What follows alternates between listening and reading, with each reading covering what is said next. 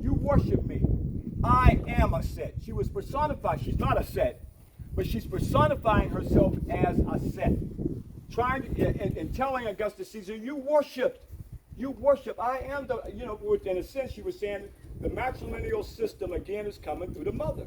And she's saying, I'm personified as that ancient goddess. And your people worship me, and known as the Herculean worship of the goddess of Set. If you were to go to Rome today, you'll see that area that'll call the Herculean, where a Set was worshipped at. But it's called Isis, the Herculean worship of Isis. So he didn't want to hear that. He said, no, he's going to take her back to Rome in this cage. But what he did, this is what started the formulation. They did not want to worship this African queen, Cleopatra. And she said she personified herself as Isis. This is what put in the mindset, we've got to make a new world religion. So they start to lay the foundation of Christianity based off of the spiritual principles and spirituality of ancient Kemet.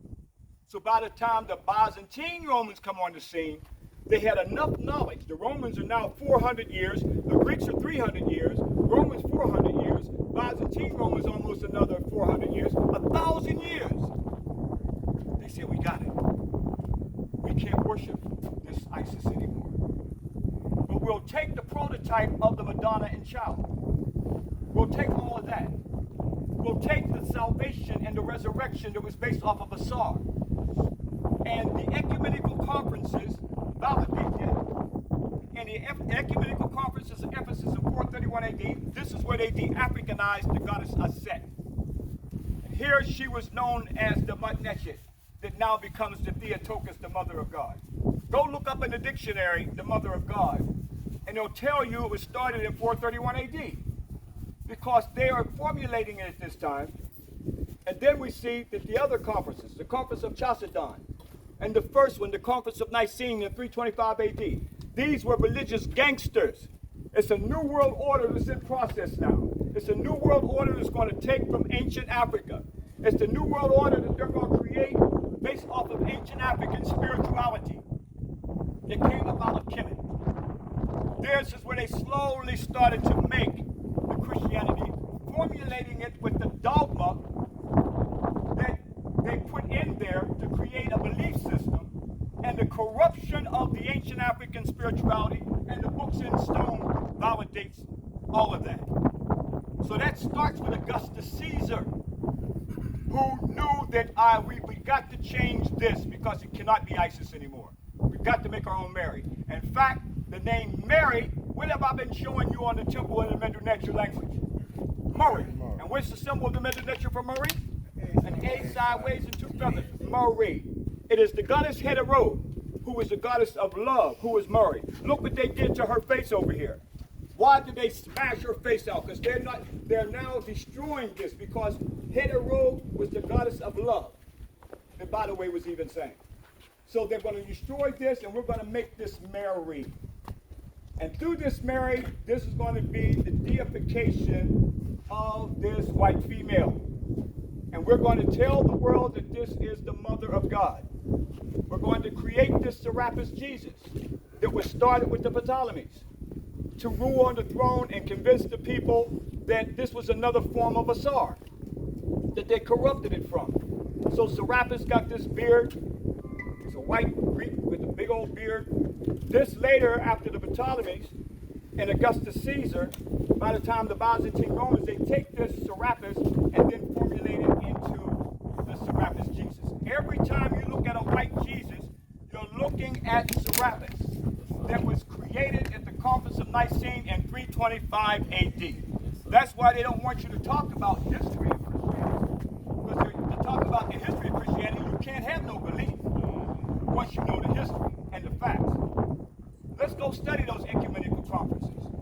They study them behind closed doors. You can't preach the Nicene Conference in the pulpit because it would make you think what the cerebral organ called the brain is supposed to do in the first place. Okay? It would make you think, and you would ask a lot of questions. That's why the church said, don't ask no questions. They don't want you to ask no questions. Right? You're a lawyer. You've got to ask a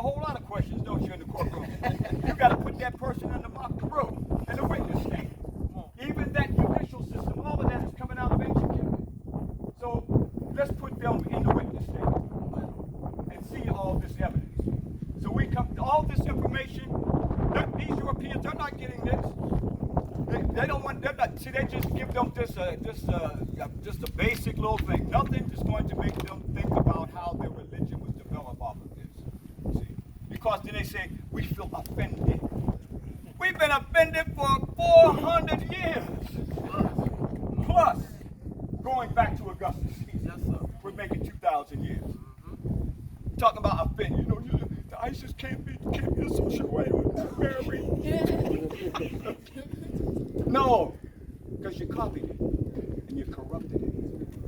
So when we come back here on the books in stone, this becomes the end. Actually, the end was Nectanebo. Nectanebo was the last Nessu ruler, not Cleopatra, because her bloodline goes back to those who Ptolemies.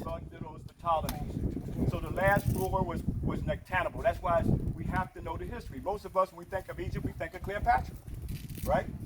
All right, we don't think about Nefertari.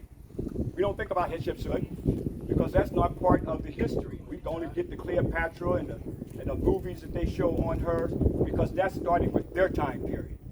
Okay, so they have circumscribed our circumference to think within a 2,000-year time period.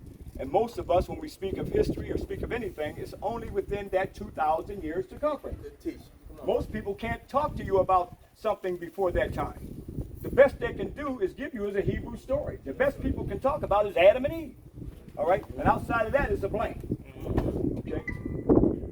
Because we don't have the institutions that our ancestors once had here that taught philosophical and theological thought, all those spiritual systems that came from here. So now you can see Cleopatra here with her son Caesarion, that Augustus Caesar killed him as well because fearing that he would grow up and have the power, and then the power once again would reign supreme from ancient Egypt. Okay?